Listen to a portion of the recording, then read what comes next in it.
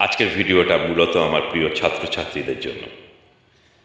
তোমার ফোনের ব্যাটারি 10% হলে তুমি দৌড়ে গিয়ে চার্জার খুঁজতে শুরু করো, তাই না? অথচ তোমার জীবনের সময় যে শেষ হয়ে যাচ্ছে, তোমার কেরিয়ারের চার্জ যে ফুরিয়ে যাচ্ছে, সেটার জন্য কি তোমার কোনো টেনশন নেই? আমার কথাগুলো হয়তো একটু তিতো লাগবে, কিন্তু এটাই বাস্তব সত্য। তোমরা যারা স্টুডেন্ট, তোমাদের হাতে এখন পৃথিবীর সবচেয়ে শক্তিশালী অস্ত্র আছে, যৌবন এবং সময়, এই দুটো। কিন্তু দুঃখের বিষয় হলো, তোমরা এই অস্ত্রটা ব্যবহার করছো 3 ঘন্টার একটা মুভি দেখতে, কিংবা 3 সেকেন্ডের ফালতু রিল স্ক্রোল করতে।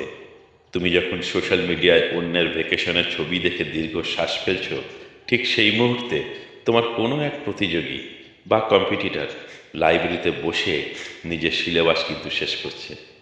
মনে রেখো, সোশ্যাল মিডিয়ার অ্যালগরিথম এমনভাবেই তৈরি করা হয়েছে যাতে তুমি ওটা ছেড়ে উঠতে না পারো। ওরা তোমার মনোযোগ বিক্রি করে কোটি কোটি টাকা কিন্তু আয় করে নিচ্ছে। আর বিনিময়ে তুমি কি পাচ্ছ? ডিপ্রেশন, অ্যাংজাইটি, আর একটা নষ্ট হওয়ার রেজাল্ট, তাই না? ফোনটা স্মার্ট হচ্ছে, কিন্তু তুমি কি স্মার্ট হচ্ছ, নাকি ফোনের গোলাম হয়ে যাচ্ছ?